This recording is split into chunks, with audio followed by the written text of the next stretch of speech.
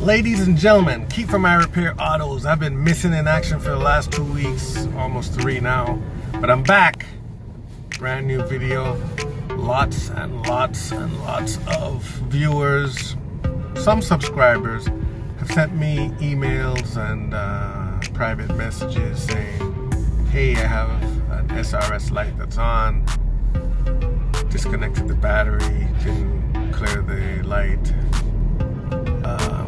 Wanna know how to go about fixing that. So in this video I'm going to show you how to approach that issue, how to turn off the light, how to check to see why the light's on, some of the causes as to why the light may have been triggered in the first place. So don't forget to like, share, subscribe, and I'm going to be bringing more and more and more videos for you. Let's get started.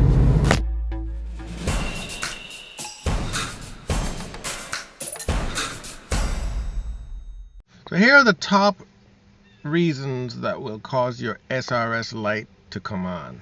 The seat occupancy sensor in the front passenger seat, that could go bad and it could get disconnected ever so slightly. There could be a short.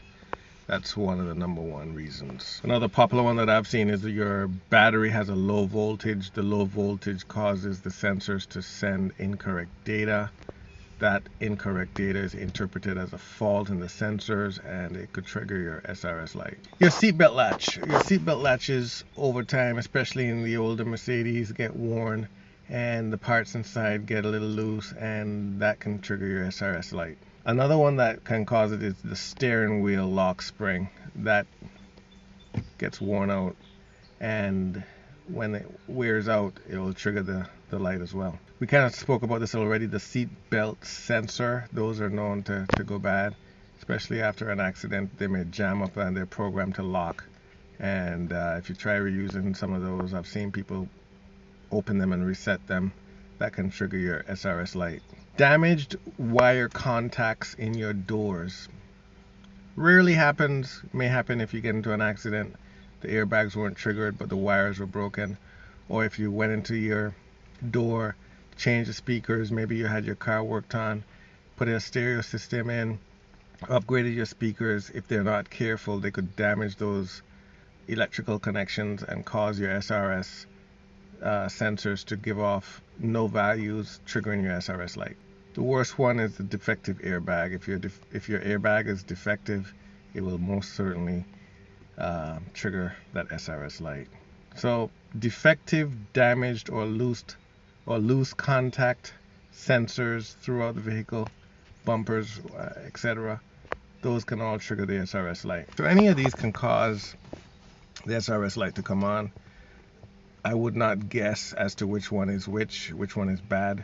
Simply scanning the vehicle with one of these iCar soft tools will tell you exactly which sensor or sensors is bad. And yeah, if the SRS light is on, it's programmed into the vehicle to disable the child sensor restraint system. It may trigger randomly. It may not even work at all in an accident. So it's important that you get the SRS defective light on mode fixed. Anytime you're doing any kind of work on the SRS system, whether it's a sensor, a bag, or anything like that, be sure to disconnect the battery. These bags are super sensitive. If a voltage spike or a static is detected, they could trigger the bag. The bag is set off with an explosion. You could get damaged. So disconnect the battery. Make sure that you are working in a safe environment. Alright, so after plugging in the iCar soft scanner and turning the ignition to ignition position 2 right before the engine is started, you'll be greeted with the menu, and there are some options here, and I'm going to go ahead and just choose the one that says diagnose. I'm going to say OK. I'm going to choose Benz, and I have a 164, so I'm going to just choose that 164 M class, gasoline engine, left-handed steering, and I could take the ML350 4matic. I'm going to also do the ML350. And here's where you could do a select diagnose mode where it's automatic if you have known issues. I'm not going to waste time loading all of those. I'm just going to go straight to manual select. And by going into manual select, I will then scroll down until I see airbag. Say OK. And I don't have any SRS lights on at the moment, so I'm just going to go down and I'm going to show you what the actual values are. And you can cycle through all of these and take a look. And these are written out in ohms, kind of resistance. My seat belts are not connected. So I'm going to go up to like the ignition circuits. And it will show you the voltage resistance measured in ohms. Okay. And it has it for each component. So you have the circuit airbags, you have the window airbags as well, emergency sensors, your knee bags, or the airbags down by your feet and knees, seatbelt buckles. And what's kind of nice, it shows you how long these have been in operation. So let's take a look and see. 9,806 hours on this vehicle. I'm going to go back out. And so if there were a problem with any of these, you could go take a look, or you could just say read fault memory. And fault memory will store faults in there, whether or not your airbag is on.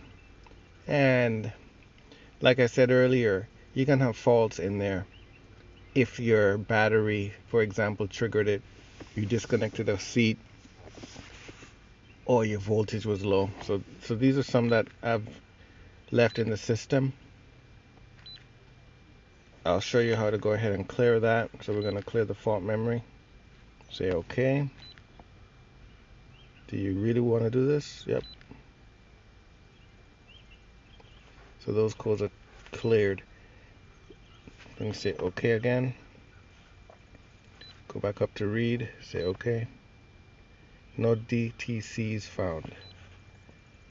So whenever you put a, let's say you had a bad SRS sensor in your seat and you changed it, you will have to come in and clear that fault memory to actually turn off the lights or the SRS light. That's what you need to do. As always, everyone, don't forget to like, share, subscribe to my channel if you find these videos helpful. What that does, it pushes my videos up in the search results so that other Mercedes owners, drivers, do-it-yourselfers can find them easier. Thanks and peace out.